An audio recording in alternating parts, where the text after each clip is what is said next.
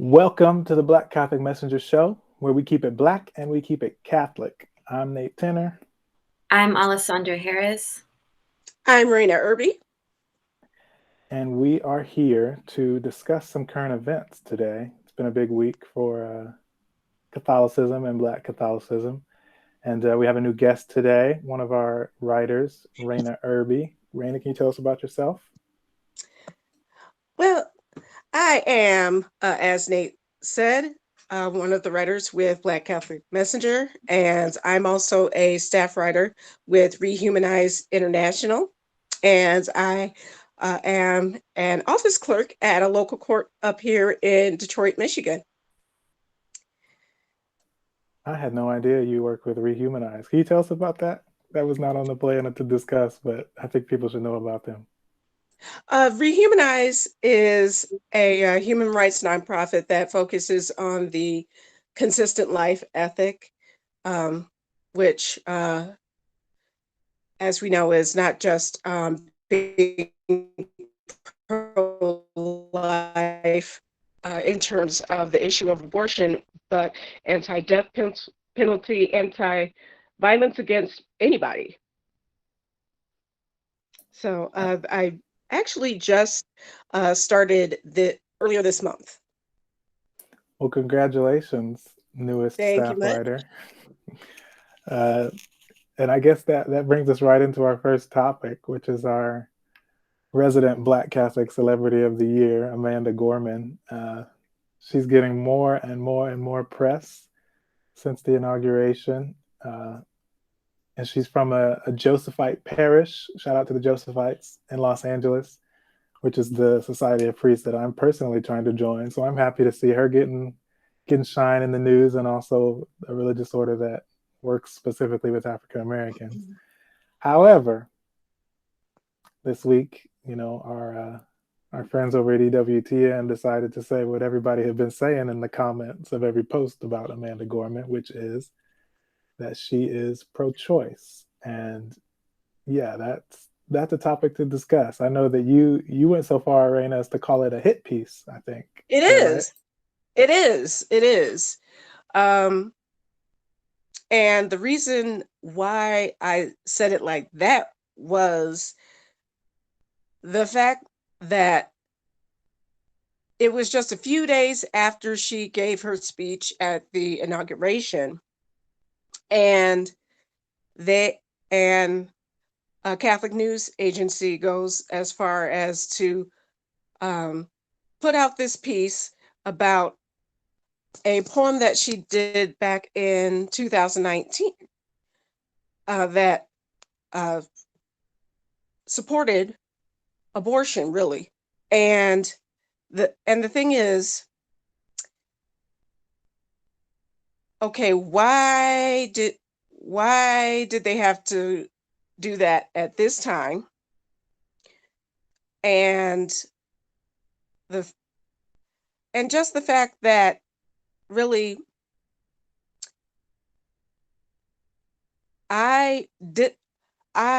with the news that I saw of her, I never saw anybody bringing up stuff that she said in the past, with the exception of this particular article. Yep.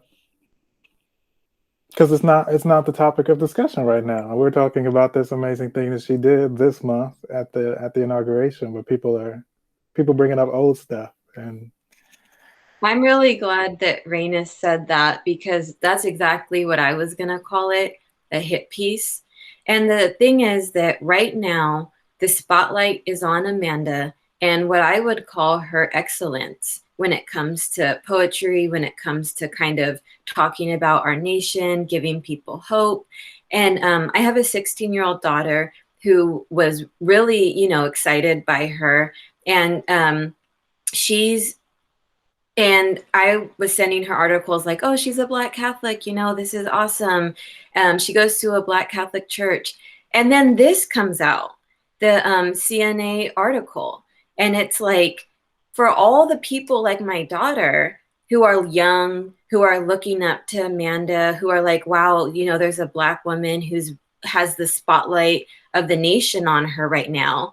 Then you have a Catholic newspaper basically pointing out the one thing that they can find that is unfavorable. And it's like, what does that say to young people who are looking up to Amanda? For me, what it's saying is that the Catholic Church is not open to having people like Amanda in the church. And that's not the position. The Catholic News Agency cannot take that position to say who can and cannot be part of the church and who is or is not Catholic. So it's like, I think that they're doing a huge disservice to young people, to young women, to especially young women of color, to basically say either you believe everything we say you should believe, or you don't have a place here. We're going to write an article basically calling you out. So I'm really upset with it. And it's like, where was any of the articles about what Attorney Barr, the Attorney General, when he was supporting the death penalty? That's exactly it. Yeah, what about the Catholic Supreme Court justices who have who voted to kill the people who were on death row who appealed? It's like, where's the hit piece on them? If we're gonna do it, it has to go around evenly, and I'm really disappointed with it. Exactly. I totally agree. It's a double standard. And it's not like we couldn't have seen it coming. I kind of saw it coming when people were pointing out that old poem to me, and I was like, man, it's probably gonna get ugly soon here. But for me, I have nothing to write about that. That's not the topic of discussion. I'm not profiling her. I'm not writing about the pros and cons of her positions. It's like she just did a great thing for the country, and she's a Black Catholic, and she represents this thriving parish in Los Angeles that's so proud of her. And yet this is the news that some outlets are choosing to focus on, which is really sad. And I know we're going to be also talking about the Pope Francis and the Vatican article. Let me say the title of it. It is Pope Francis, Catechesis is the Echo of the Word of God, by Vatican News, article by Christopher Wells. And I just feel like it's a good time to mention it, because in the article, it says that Pope Francis emphasized once more his desire that the church be especially close to the abandoned, the forgotten, and the imperfect. And it's like, we're all imperfect. You know, no one can sit here and say that they're perfect and that they uphold every single teaching of the Catholic Church to a T. And it's like, we are like Pope Francis is saying, we have to open the doors wide. We need to accept people into the church. This is not the time to be saying you don't get admittance to the church because of this, that, or the other. And I think especially, Nate, you had written a Black Catholic Messenger piece about the lack of vocations, especially among African American men. And Right. It's like, this is an example of why there's so few vocations, because people don't feel welcomed. People don't feel like they're passing the test of what it means to be a Catholic who can be a member of the body of Christ. So I don't know, Nate, do you want to talk a little bit more about that piece you wrote for BCM and your own kind of experience being with that you're going to be joining the seminary? Yeah, and it's funny because the piece that I wrote focuses so much on the Josephites, who are the one society of priests in the United States that focus specifically on serving African Americans, and that's the parish she grew up in. And the articles that were not hit pieces highlighted that fact that her mom brought her and her twin sister, Amanda and her twin, to that church specifically so that they could see an expression of Catholicism that showed them, being African American is beautiful. Being African American Catholic is beautiful. And apparently amen. And she embraced that. And so that's the way forward. That's the kind of stuff we need in order to get vocations. And, like you said, nobody's perfect. Now, we aren't all on the same page as far as the church's teachings go. But even at the same time, it's not like in the poem, it's not like she was out here you know, she didn't mention the church at all. She's not talking about the church. She's talking about the way that she sees the laws in against abortion and the way they've been applied here in the United States. And when someone sent it to me, I was like, yeah, I don't agree with everything she said in the video, but I don't disagree with everything she said in the video either. I'm against abortion, but at the same time, the way that the courts and the government use laws against people, it's a lot more complicated than that. And I'm more and more I've been saying, regardless of what we make illegal and illegal, we should be trying to reduce abortions. I think that's what we're trying to focus on. And I know this is kind of off the topic of vocations, but just like we should be doing whatever it takes to reduce abortions. If that means voting for Democrats, if that means, if keeping abortion legal is the way to make abortions decrease, then we have to consider what that means. If making abortion illegal is not going to help us in reducing abortions, then we've got some deeper conversations to have than whether somebody says they're pro-choice or pro-life. I think that's a really good point, because there's a difference between the people not having abortions and people not having legal abortions. Right. And it's like, we know from the past that when abortion was illegal, that a lot of women were still having abortions that were very dangerous. So it's like, what are we doing as a church to support a culture of life? And what are we doing to support elected officials who believe in things like a living wage, who believe in healthcare for everyone, who believe in child care assistance? And, it's like there's a lot more than just abortion. It's like there's so many other policies that go factor into a woman's decision that whether to have an abortion or not. So I completely agree with you when it's not just about the making abortion legal or not. There's a lot more that goes into it than that.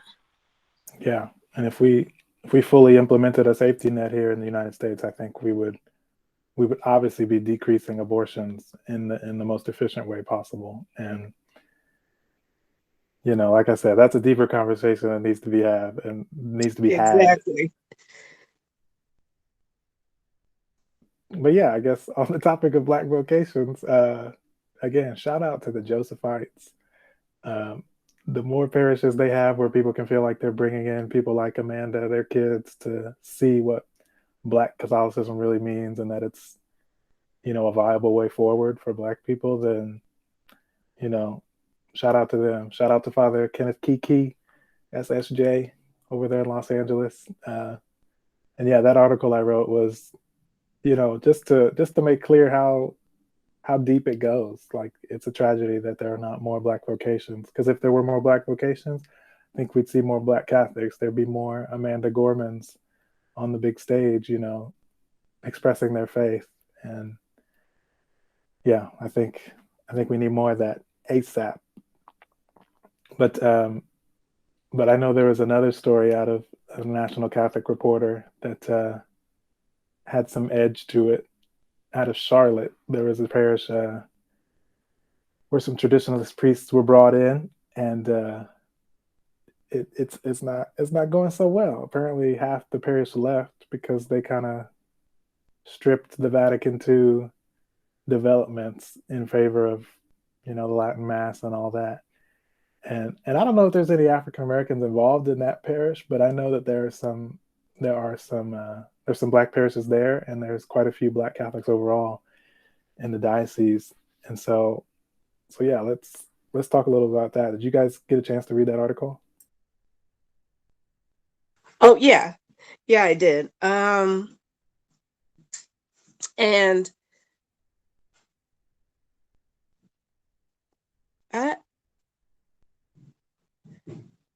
I am sorry.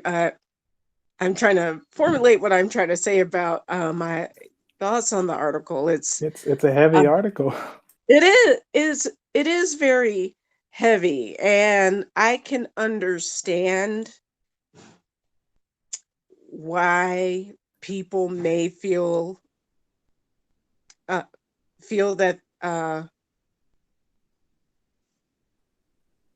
they needed to leave, because here it is, somebody new is coming in and basically overhauling a lot of stuff, and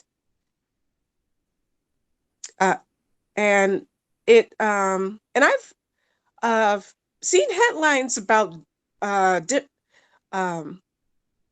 different situations like that all over the country. Yeah, there's a couple black parishes recently where it happened, just in the past year or so. Right, and it's like, if you're coming in to lead a church, I don't think you should be coming in just, overhauling, saying this is bad, this is bad, this is bad. Work work the community that you're coming into. Yes, collaborate. And not every parish is perfect either. When you come in, there may be things that need to be addressed, but to just exactly. I mean, is the thing that needs to be addressed really like whether or not you're facing the altar or whether or not you have the liturgy in Latin? Like, that seems to be the kind of thing that he was doing that was driving these people out. And I don't think there's any parish where, where the priest must be facing the altar, like where that was the main issue going on before he gets there. And so, yeah, it's a really problematic situation. Alessandra, what do you think?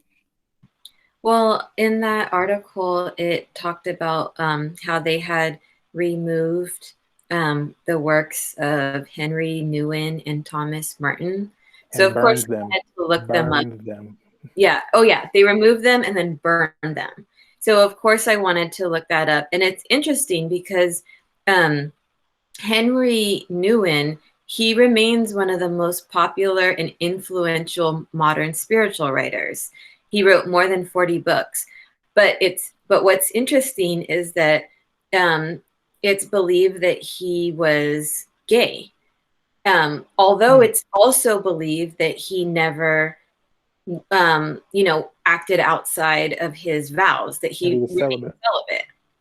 So to me, looking at it, I'm thinking, is that one of the reasons that they decided to ban the books? Because I know also he wrote a lot about social justice.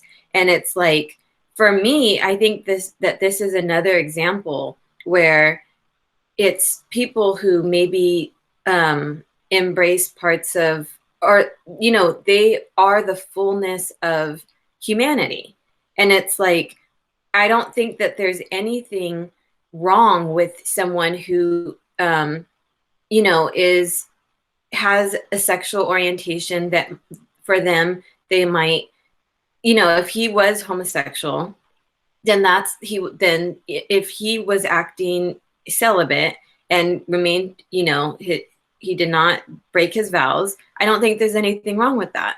And there's no sin in a person's sexual orientation. There's no sin. And I think that for a lot of Catholics who are struggling with their sexual orientation, that he would actually be a role model to look up to. And again, that you are welcome in the church, that, we're not closing the door to you because of that.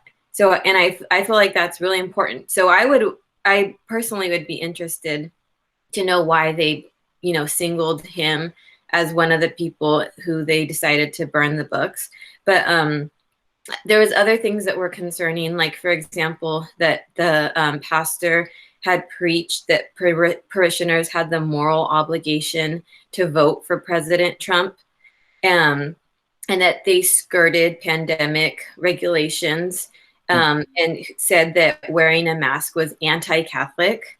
It's like, that's on their website too. I went to their website and saw. I was like, wow, it's right there. It's still here.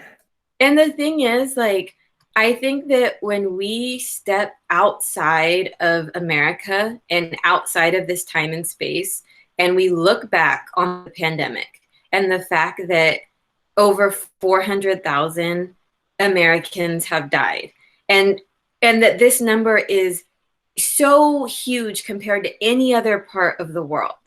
And it's like, you even look at Pope Francis, who's saying that it's not an issue of, your individual freedom. It's an issue of the common good.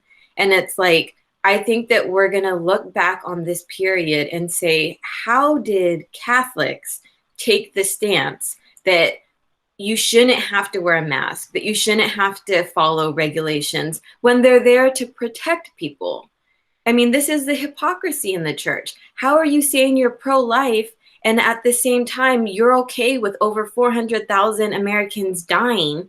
And I would say that a lot of that's preventable if we took precautions like wearing a mask, social distancing, Yes. being smart. I feel like a lot of that is preventable, as we've seen with the rest of the world, that we don't have to have this tragedy befall our country. So I personally think that a lot of these people are going to end up on the wrong side of history.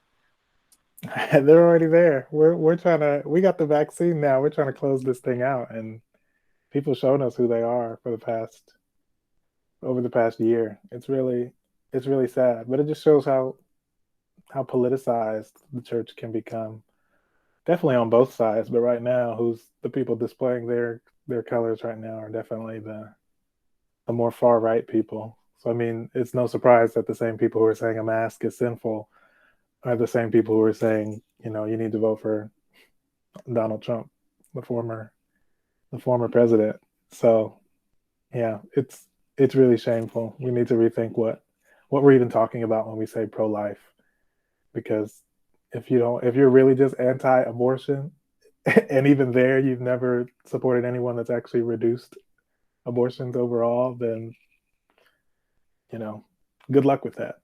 But Pope Francis doing what he likes to do.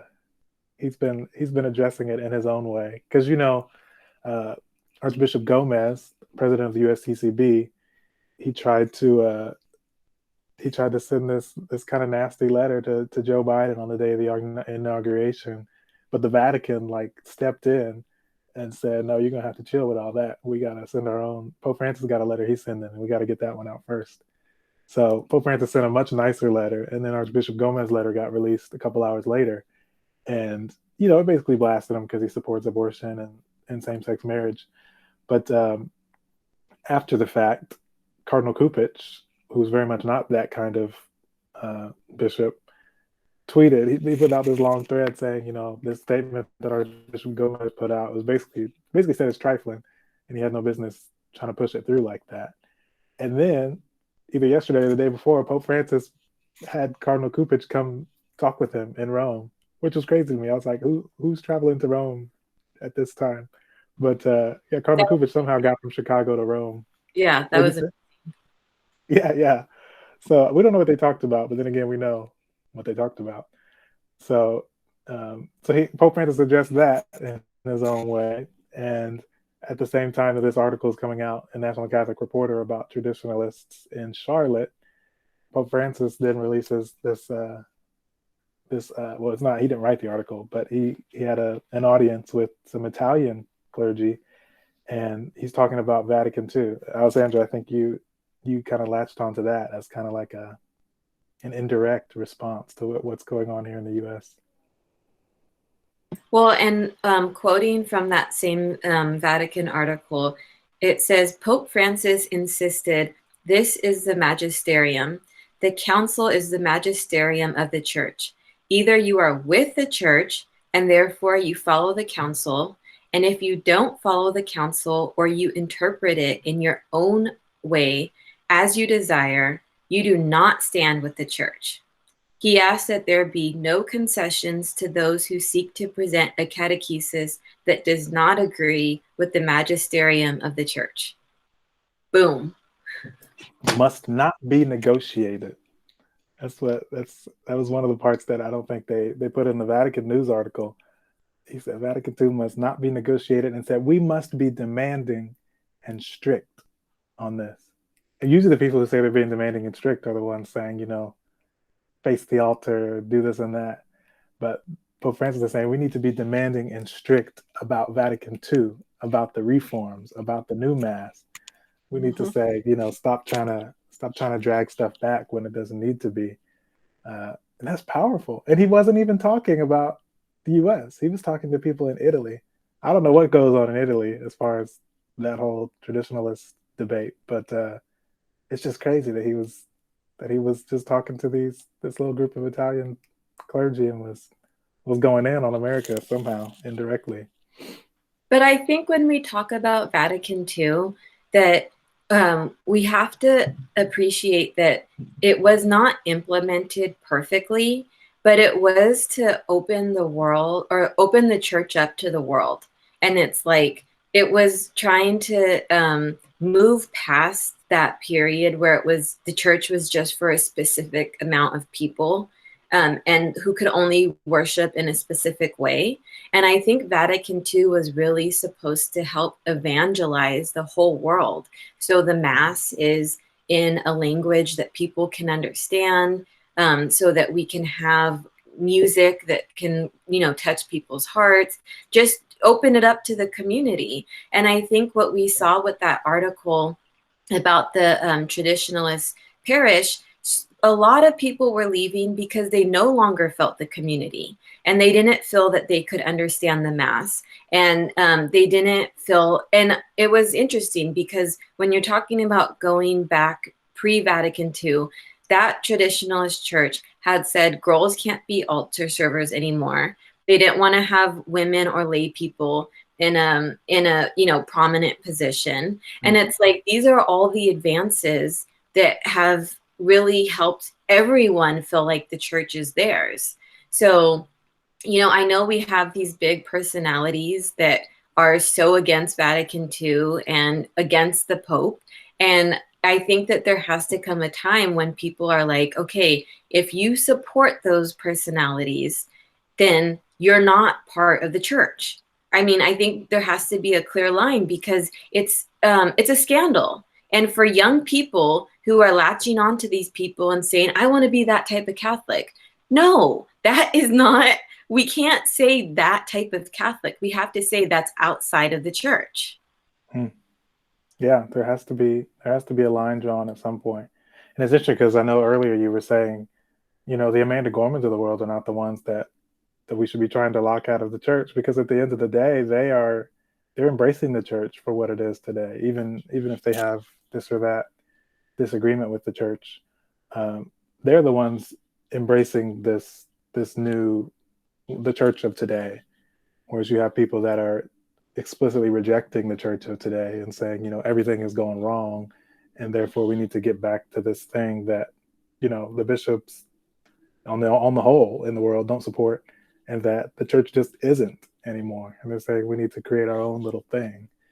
Whereas the Amanda Gormans of the world are saying, the church of right now is where we will thrive. And that's I think where we'll find understanding. And that's where we'll, have the encounter that Pope Francis talks about so much with the world and with each other. And Raina, I know you had something to say. Oh, what I was going to say was actually agreement with what both you, Alessandra, and Nate were talking about how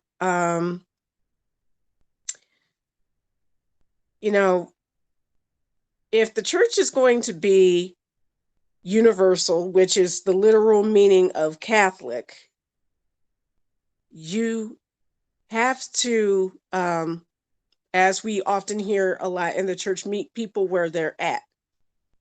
And it is hard for people when they see, well, if you don't do things this way, this particular way, then that means you're not a good Catholic. Mm-hmm. Or Catholicism is certain things, which to a degree is understandable, but it seems like it's being used as a weapon. That's exactly it. That is exactly it. Yeah, the church's teachings cannot be used as a way to exclude people who are Catholic or are wanting to find out who and what we are. We can't. That's not what the rubrics of the church are for. Not to exclude, but to find understanding and to show people what to express, the word of God, express God's vision for the world, not as a way to say who's in and who's out and create these little bubbles where we can, build power for ourselves. And someone was who I was discussing that Charlotte situation with. They were like, "This is about power," and I honestly think it's true, because we know what the church's teachings are on the Mass. We know what Vatican II brought. It's opened the door for Black Catholicism specifically.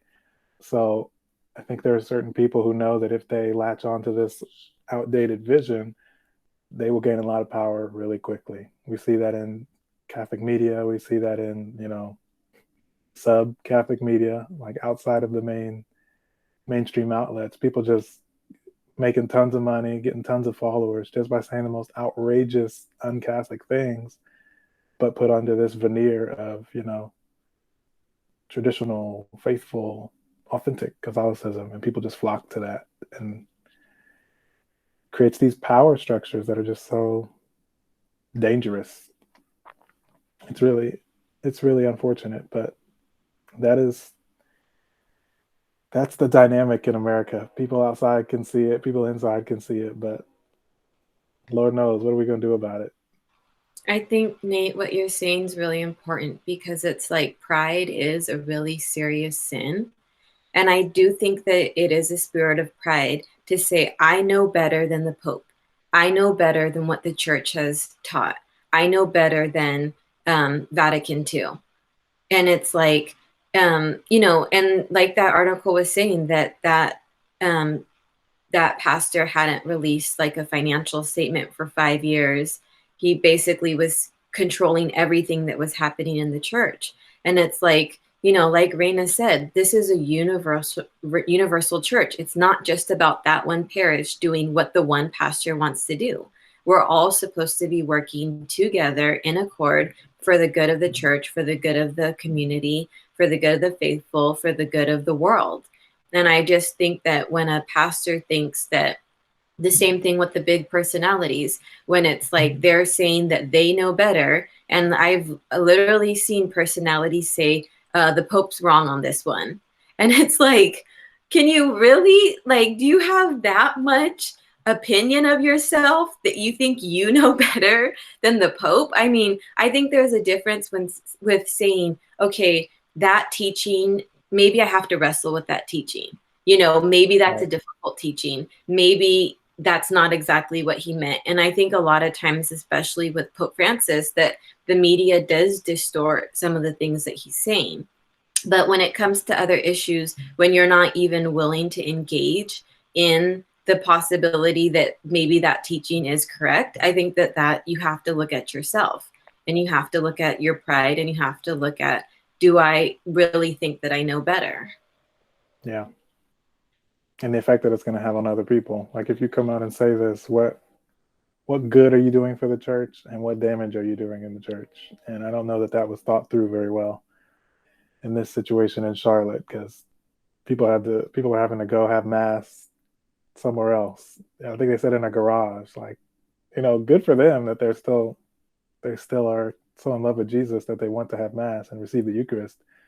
But like, how sad is that they can't even, that it's so traumatic to even go into their own local church building and hear the word of God. That's, anyone that's causing that situation is, they need to have a little talk with Jesus, as we say, as the old song says. But and I know, especially in Black Catholic circles, that there have been a lot of white priests who from the pulpit have said, you have to vote for Donald, or in the past, you have to vote for Donald. I've seen so many of those videos. Or you're going to hell. And it's like, that's alienating the parishioners, especially Black parishioners, who saw the past 4 years of Donald Trump and said, I'm not voting for someone who's racist and sexist and xenophobic and, all the long list of things. And it's like, if it's between Donald Trump and the church, and people are choosing a politician and putting their stake in a politician when they know that the church already said that you're not supposed to tell your congregants how to vote. Right So there. it's like, you know, I think that they're, like you're saying with this church, when people are leaving the church and having to do these small garage masses because that's, you know, you've set that type of barrier to worshiping. That's really sad. That's a really sad state. Yeah, and like you said, it's uncanonical. They're not allowed to do that. To tell people how to vote, I mean, among other things that these specific people are doing at that church. But Raina, did you have any more thoughts on this? Oh, what I was just thinking was, even if, say, you believe in or are amenable to what was going on in pre-Vatican II. To me, there's a way to go about, like, if you feel that this is like certain things are a good thing, like, for example, you know, facing the altar, and having Latin masses, things like that. That's fine, but it's a different situation when you impose it or do it in a way that's interpreted as imposing. Yeah, I totally agree. It has to And be something I Paris will is agree asking for. too, because it's like if you're saying I'm gonna have this amount of masses that are the traditional way and people can come and worship that way, then like that's fine. But when there's more masses that are like that, and when you're doing things that like the no girl altar servers, no women in leadership positions, when you're taking it all the way back like that, I feel like it's no longer an option for people. So it's like that's where I feel like it's crossing the line. And you're alienating tons of people that were already there. Like, it's a difference if, you know, the whole parish is begging for the Latin Mass and you give it to them, as opposed to, you know, half the parish wants a Latin Mass and you force out the people that aren't interested in that. So, yeah, really unfortunate situation. I'm glad that the reporter, National Catholic reporter, addressed it. It was a really good, well-written story. That's all we have on the docket for today, guys. Thank you guys for discussing all this here on the Black Catholic Messenger Show, where we keep it black and we keep it Catholic. Any parting words from you guys? Sorry. Thanks for this opportunity to talk about these topics. I feel it's really good that we're speaking on it on a podcast setting, especially like in these times, because it's don't get me wrong, you know, writing articles is great, but we also have to get our voice out there. And that's my parting thought. Amen.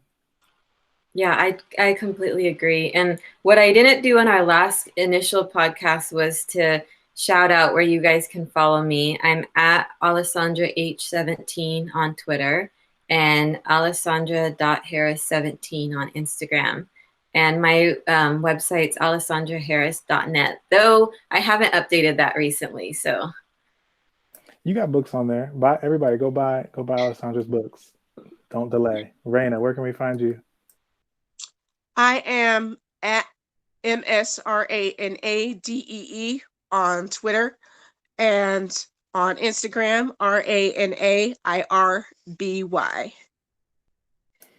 And I'm Natemup, NATEMUP on Twitter, Instagram, Facebook, YouTube, and probably some other places too. You don't got to follow me everywhere. But actually, I do need more followers on YouTube because I hit my subscriber limit. I can't subscribe anybody else, and it's sad until I get more people subscribing to me. I sing a little bit So I'll post more videos if I get more subscribers.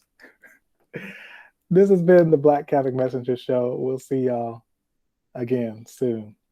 Peace. Take care.